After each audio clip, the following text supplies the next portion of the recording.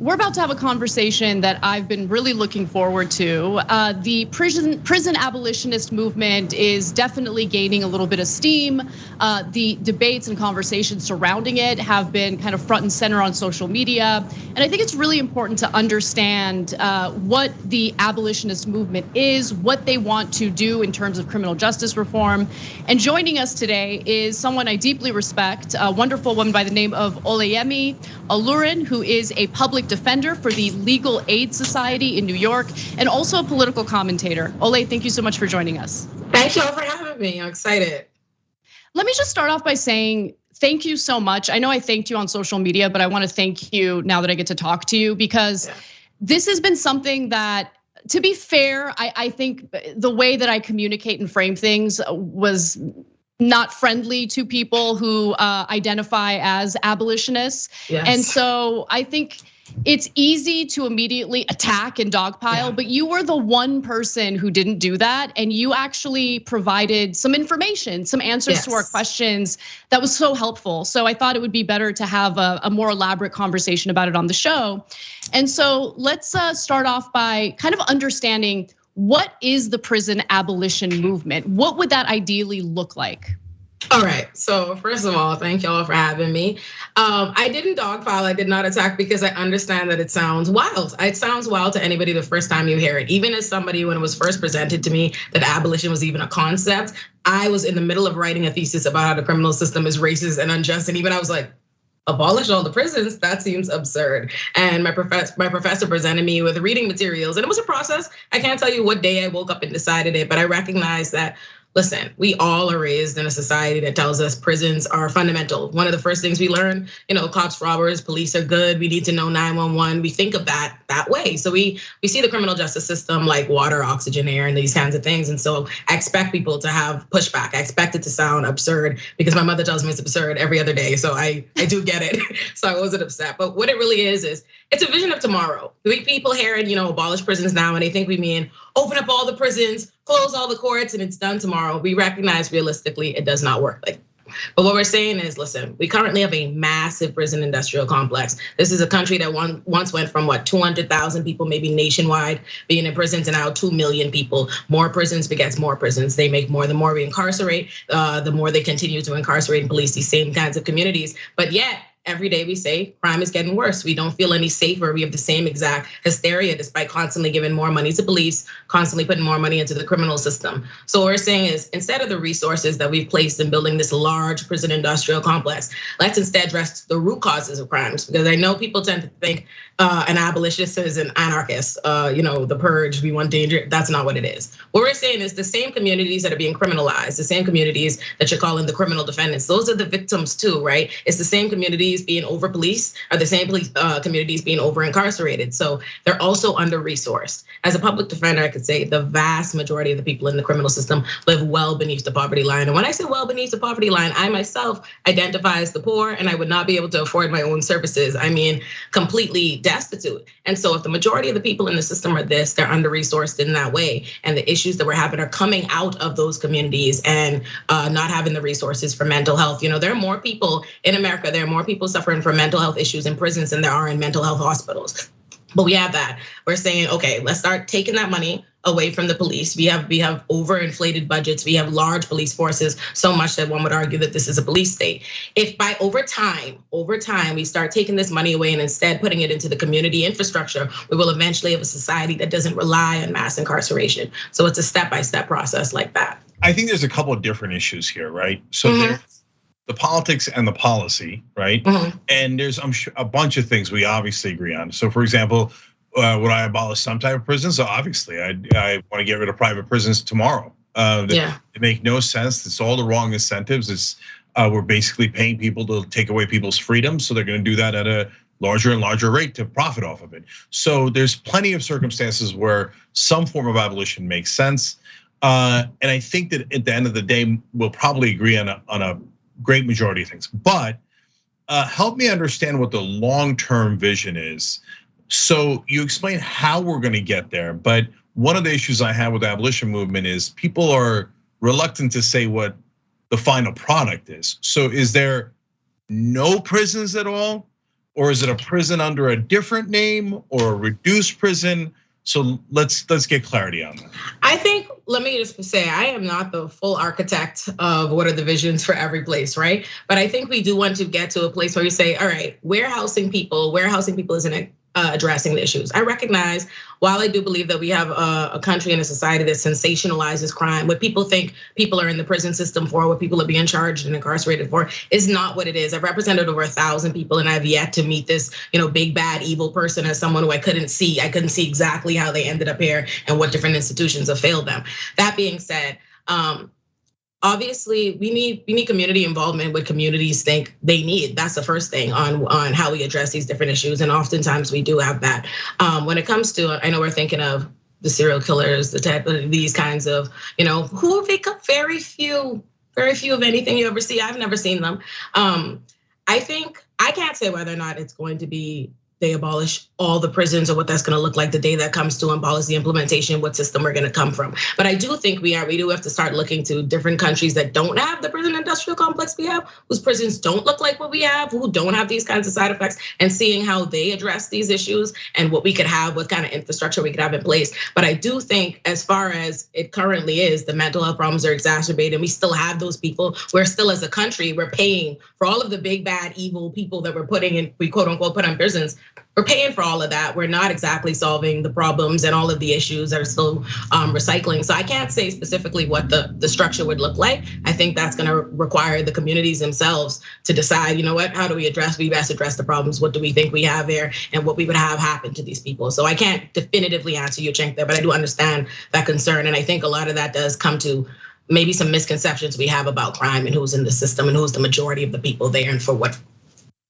Yeah, look, I totally agree that, I think poverty is a pretty good indicator of whether someone has committed a crime. You can tie it to those root causes. So I totally understand that. In fact, one of the things that LA actually did right, but it was kind of destroyed by COVID, was Los Angeles had a pretty big problem with gang violence. Right. And we're seeing it become more of a problem again because the programs, like the diversion programs that were implemented that were so successful, were no longer available during COVID because people were, they had to isolate themselves in order to prevent the spread of COVID. And so I think that there are certainly programs that can address those root causes in a meaningful way. But I feel like sometimes when it comes to this debate, we're kind of talking past each other because of the terminology, right? So what I like to think about is, when I think about the ideal, I wouldn't say ideal, I'm sure it has its own flaws, but when I look at models in other countries that seem to have worked, I look to Norway, which I will say, when I first heard about Norway and the way they do things with their criminal justice system, I found it, this is like years and years ago, I thought it was super questionable, like Anders Breivik getting sentenced to 21 years, and he has like a nice situation with like a PlayStation that isn't updated enough for him. He wants the latest model. But you look at their recidivism rates, and their recidivism rates are so low compared to the United States because we don't rehabilitate.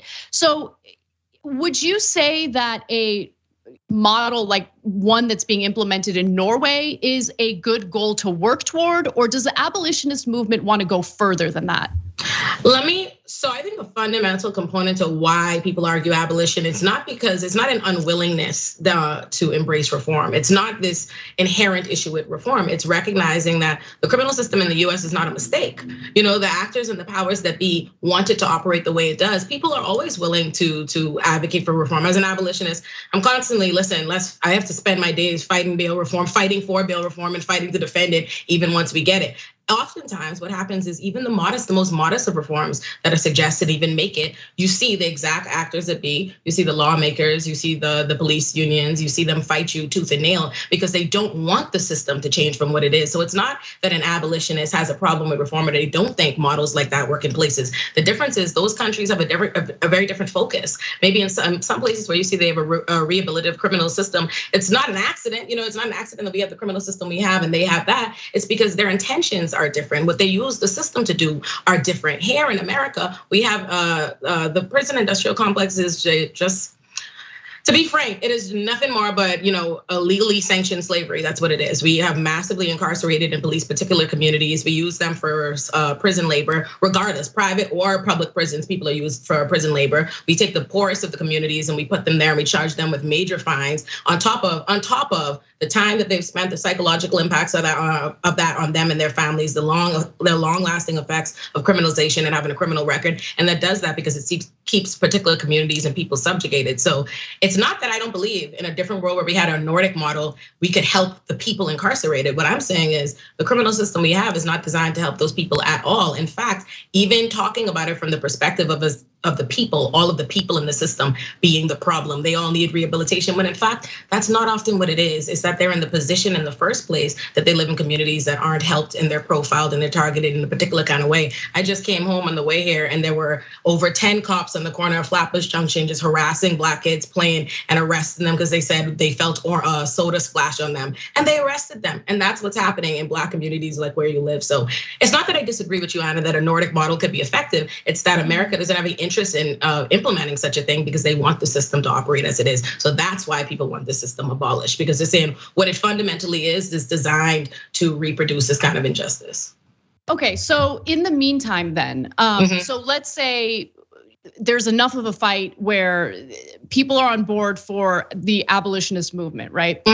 In the meantime, as those root causes are being addressed, what does happen to perpetrators of violent crime? And I want to be specific about the types of individuals I'm talking about, right? Like, I do believe that we over-incarcerate. I do not think that most nonviolent offenders should be in prison. And when I say most nonviolent offenders, keep in mind, I'm considering like Wall Street goons who completely devastated our economy and led to countless foreclosures. I think people like that do deserve to deal with some punishment, right? They typically don't. But just to get back to the question, so I'm a little concerned about what happens if living in California, living in Los Angeles, where we have a massive homeless population, many of whom have severe mental health issues that go untreated, undiagnosed.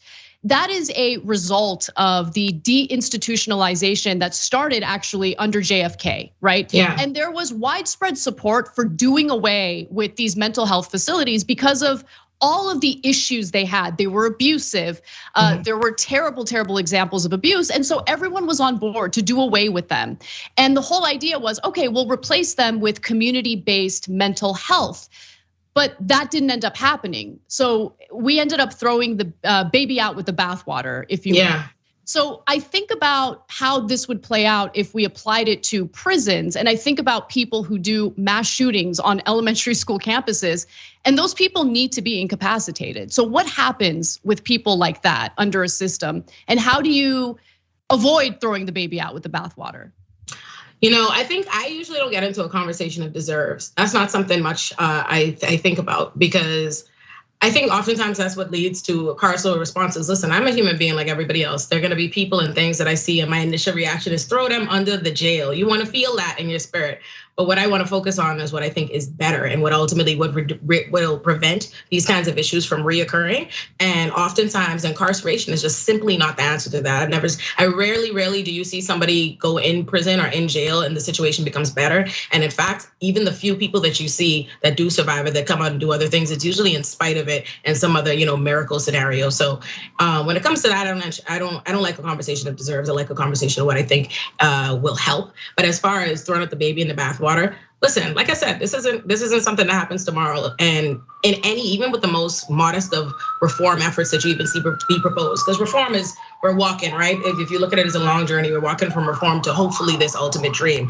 They're not gonna start off with the what you call it, the school shooters and these people. Who are by the way anomalies. Those are not the people that represent are representative of who's mostly in the criminal system. It's just not. The most people you walk into a court, you're just gonna see poor Black and brown people there for like familial squabbles they're having, issues they're having in their relationships, these regular things, but it's not gonna be that. But it's not a matter of recognizing that these people aren't bad, or they haven't done something terrible, or they don't deserve punishment.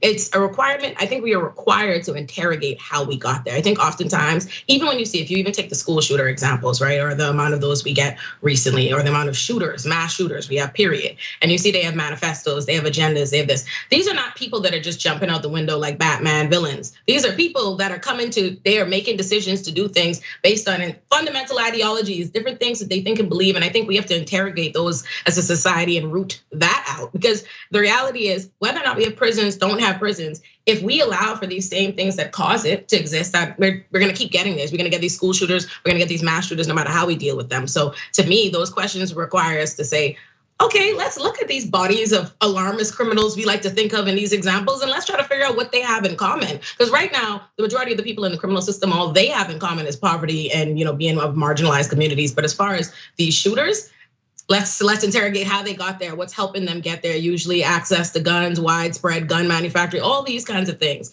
So my answer is still, let's figure out how we prevent it from reoccurring. So Ole, this is an interview, but it's also a discussion, right? So yes. I want to be clear about my thoughts on it and then ask you a question. Look, yes. I think that if you say, let's reform prisons in a massive way, I totally agree. Wrong people are being in prison, totally agreed. Let's go to the root causes. Totally agree. By the way, I wish the prison abolition movement would have a much more sound plan A, B, C, D. This is exactly how we're going to get to the ideal end goal. And people constantly say, well, I don't have all the details. Partly I understand that, but partly it's incumbent upon you, if you're in that movement, to come up with a workable plan.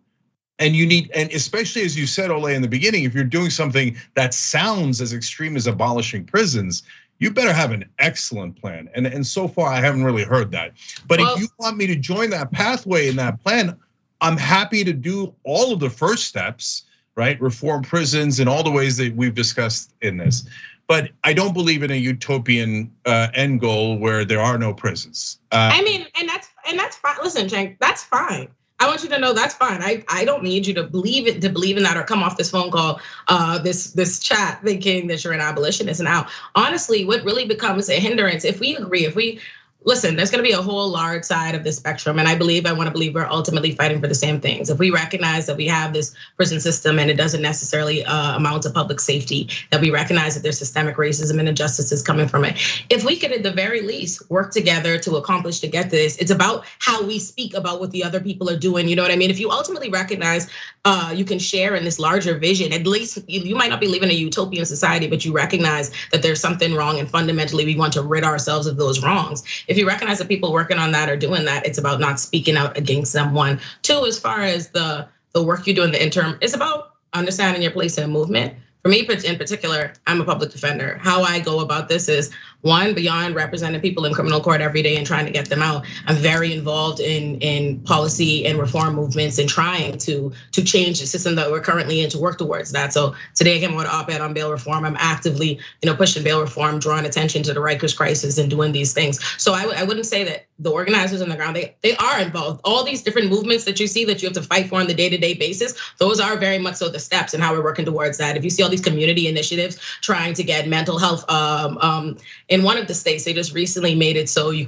have a mental health first responder. You see different people advocating for taking police off of traffic infractions and these kinds of things. All those different movements and initiatives you see with people trying to divest from policing and instead build up community resources, and you see those, that is people working towards abolition. But listen, I respectfully understand where you're coming from, Cenk. So Ole, I appreciate that, but we also have a short-term problem, okay? So like, I also don't agree in a utopian society where we do not put people in prison in the short term and hope that hey, hopefully the system will catch up to the ideal. No. If we're gonna do it at all, we have to do it step by step. And I want to get to the Norwegian model, not to abolition, right? But even if you want to get to the Norwegian model, you have to go step by step. You have to have the mental health treatment, et cetera, in place before. And it actually, we say, hold on, guys, let me finish. Before we say, hey, you know what? We're not gonna put these folks in prison. Because Ole, right now, what we did, I was massively in favor of bail reform. I'm beginning to think I was wrong. And and why, and reducing some crimes. Look, it makes a lot of sense because the things that the sentences we fought for, and you're a public defender, so you'd have an interesting perspective on this. The sentences we fought for, I think, are the better sentences, the more just sentences, the ones that are reduced. But the problem is the prosecutors need room for plea deals. And since they don't have room for plea deals, they're bringing them all the way down to almost nothing. So then the prosecutors aren't bothering to prosecute these crimes, and the cops aren't bothering to arrest people. And Ole saying it's not happening it's not productive. It's you're saying, Cenk, you want to say you're telling me it's not productive, but I'm actually the person that represents people in court and has a literally living array of what the system looks like. And I can tell you that 1, the arrests are happening. 2, studies have already come out and showed that in terms of being rearrested for violating pretrial bail conditions, that has not changed. Whether or not crime rates, Cenk, that is simply the case. But here's the thing: I wanna circle back to my original point earlier with why even the modest reform efforts to get us towards people criticize abolition when people say the system is not broken, it's working as intended. We're gonna keep recycling these exact same effects. And I say the problem is not that people would not get on board with reform. Abolitionists is that we recognize that even the reform, even the most modest of reforms, risk experience this kind of pushback and lack of support. So I want to say that 1. 2. When it comes to bail reform, if we want to look at a place like New York City, right? The majority, we have 10 million people in this city, 42% of which are white. Yet over 90% of the people at Rikers are Black or brown people. Rikers is a pretrial detention center. It was built to hold 3,000 people. It holds 5,000. We had bail reform come in to make misdemeanors, only misdemeanors, not completely non-violent crimes, traffic infractions, these things not bail eligible. Because despite the fact and the sensationalism you see from New York Post and the particular occasional cases they highlight, that's not what the majority of people are sitting in Rikers for. I'm just so sorry to tell you. And so that we get overcrowded, we get people dying. We had the largest amount of deaths since 2013 last year, 16 last year, we're already at 15 this year. So this continues to happen, and that happens at pretrial detention centers all around the country. And in terms of plea deals and pressures for plea deals, most things in the criminal system don't end in the criminal conviction. Right? Most things in the criminal system never see the light of a trial. What happens is they arrest poor people, they're able to place cash bail on them. And because these people they're free, they can't buy their freedom, they accept plea deals, they take time served, they accept criminal convictions just because they want to get out. Even though if the system actually were allowed to play out the way it's supposed to and afford them their rights, that wouldn't have happened. And then they get out and now they have a criminal conviction that makes it worse. These were already the poorest people in society, a fact that the court recognized when they assigned them a public defender and when they gave them bail. And yet these people now have a criminal conviction that prevents them from getting any kind of job. They usually lost the job that they have. It affects their housing, there's orders of protection, and their lives are changed in fundamental ways that no longer just impacts them, but impacts their family. And a cycle of that contributes to violence, it contributes to crime, and it doesn't help anybody get anywhere. So as far as what you're talking about with bail reform, the reality, despite the fear mongering and everything that's happened, is it hasn't changed our crime rates. People who are being released from Rikers or they're not being detained because their cases are not. Cenk, you don't have to agree. You don't have to agree with me, but the reality is, I have experience with it. So yeah. Wait, hold on. I'm sorry, but Ole's responding to me, shaking my head off camera, which she can see, and I'm happy to do it on camera, right? So look, the first of all, number of people rearrested awaiting trial is all the way up to 33% of the detainees in New York. And so the idea that it's not happening is just not true. And you have your perspective on it, which is really valuable. And that's why we're having this discussion. Ole is telling you in her experience that is the recidivists, et cetera, are a tiny minority, the overwhelming majority are poor folks. Cenk, do you believe in a presumption of innocence? Yeah, of course I do. Do you? Yeah, I do. Ole, hold on, let me finish. But Ole, you're invalidating the experiences of all tons of middle class and working class and poor people in this country who are saying there's a guy on the corner selling fentanyl. I'm calling the cops, they're not coming. There's a guy on the corner with a gun, he's pointing it at me as I'm walking into my apartment. I call the cops, they're not coming. And they're not coming because they say, and by the way, I think the cops are terrible. I think they should be forced to do their jobs, and if they don't, they should be fired immediately, okay? But they say, hey, listen, the prosecutors aren't prosecuting. And the prosecutors are saying we don't have enough room for plea negotiations. You're saying to me that we need to have a cash bail system so that prosecutors can better coerce people. No, hold on. Let me respond to this. It sounds like you live in Gotham City, Cenk, but I live in New York City, where you can call the police and you will be very much so arrested. I don't know what you're talking about. We have massive amounts of cases.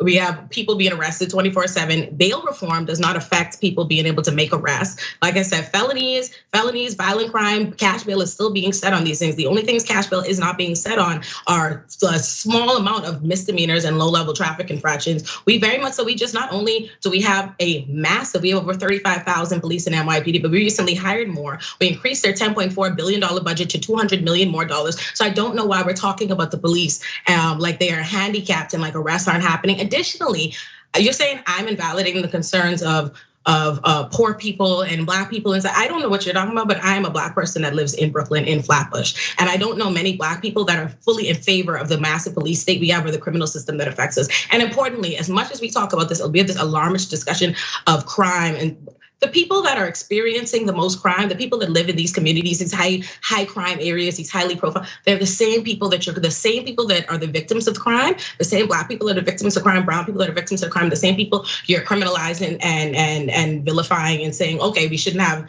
these systems in place so that prosecutors can barely better coerce them into plea deals or get them to do these things.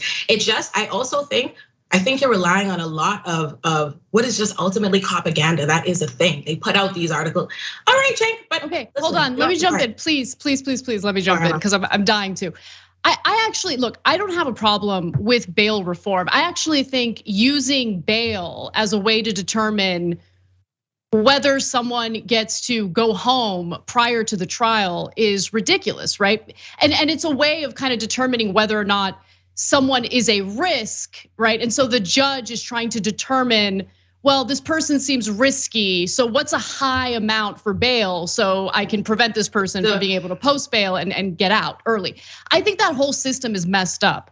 So I have no problem with doing away with cash bail, but I do think it's important for the judge to have some discretion in regard to individuals who are accused of committing violent crimes, right? And the judge does have that discretion. No, you're right about that. Yeah. Okay, you're right about that. But I think that there is a misunderstanding, and I've been reading and researching about this because I've been trying to figure out why is it that in some parts of the country where they've done bail reform, specifically for misdemeanors, you have examples of judges giving alleged violent offenders no cash bail. Like, why is that happening? And it's because it seems like they have a fundamental misunderstanding of what the bail reform is supposed to entail. And I watched a great talk that you did in regard to Illinois and their safety measure, which they're applying this no cash bail method to nonviolent misdemeanor crimes. And you made sure to emphasize this is about misdemeanors. This is not about violent crime or violent offenders. And so it seems like you are honestly on the same page, right? I mean, I would like to see something else in place other than bail that determines whether or not an individual should be released. And one other thing that I don't think gets talked about enough is why is it taking so long for the trial to happen? I mean, people are behind bars for years before they even get to see the first day of their trial. It's insane. And I'll tell you why, because the system is deliberately punitive, right? What happens is the majority of people in our criminal system just would not, if we actually were able to prosecute every single case, everybody was able to go to a trial, everybody's able to have their hearings, evidence was be able to present it and everything. Most things simply just would be thrown out. They wouldn't be able to get criminal convictions. So what often happens is throughout the process, they make the process as laborious and punitive as possible. Let's keep adjourning it, even though there are cases we have at arraignments. We know it's said on the record, they will not be able to prosecute this. There's the alleged victim is in the audience saying absolutely not. And they say, you know what? Let's still gonna adjourn to this date. We'll work it out another time and we adjourn and we make this way. Because what happens is the time you have a criminal case open, your life is completely changed. And if you can't have your trial, if you're waiting in on jail, what happens is before you have a trial, you serve the time, even though eventually you might, they'll throw it out or they don't have the evidence or they'll decline to prosecute or you go to trial but you've already suffered all the consequences, all the harm has actually been implemented. So that's why. Ole, I wish we could spend the rest of the show talking about this. This is incredibly important. And I hope you'll come back on because we didn't even get through half the questions I wanted to ask you. And thank y'all for having me, honestly. Yeah, for sure. Yeah, no, I hear you. Ole, I love that you came on. I love the discussion, even when it gets heated. And I appreciate that you made as good a case for it as I've ever seen. definitely. Yeah, having said that, I don't agree. I didn't think you would, Cenk. I did not come here expecting. I did not think you would. I am just here to put the information out. I will be happy if at any point in time in the next months you say to me, if you see me DM, like, you know what? I thought about something you said. That's all I'm hoping to get. You know what I mean? That's all I can hope for. And I just caution everybody. First of all, don't tell people who've been at the toughest on cops in all of media that they're doing propaganda. I'm just gonna keep it real. I think that's out of bounds, to be honest. Okay? You know what I mean? Yeah. Me? So, I don't say nothing to you. Yeah, you said that I was doing propaganda. So, and look. I didn't say you were doing propaganda. I said I think you're reading. I said I thought earlier. You mean during the segment? I said I thought earlier that I said that I think you're reading a propaganda. That's what's being put out. That wasn't at you, Cenk. That wasn't some personal attack towards you. Yeah, and please, I hear you. And let's not get policy and politics mixed up.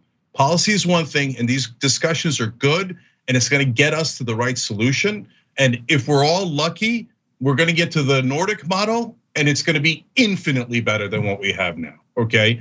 But at the same time, do not get this involved in politics today. It will destroy our chances of winning. The country is not ready for it. If anyone gets, I don't have time to reply to this, right? Like, I mean, you don't think anyone should run on this? That's just automatic loss, right? I'm not sure that we have the time to have the discussion, and I like the discussion on this because I think this is really gonna come to where our place is in a movement. My primary focus is not really right now Democrats versus Republicans. Is what can be done to keep Black people in the best position in marginalized communities. That they're not being railroaded by a criminal system, that they're not being profiled on the streets, that they're not being murdered on the streets. And I'm very interested in recognizing that a system that I get is being built and maintained on the backs of Black people and perpetuating that injustice. It is fundamentally, it has to go in the same way that, and I get that might not be popular initially. I don't think any status quo like systemic racism in America survives by not being, fundamentally ingrained and being supported in some ways in these systems, and people finding that outlandish. But my role there is not to do what I think is best, or what the Democrats or the Republicans most want to hear, or this voters discussion. My move, where I'm at in this movement, is what's best for getting us forward. And I recognize that it might sound crazy to you now, but in 20 years, and 10 years, and 5 years, it's not gonna sound that crazy to people coming up and being educated to push back against the status quo. But thank y'all for having me.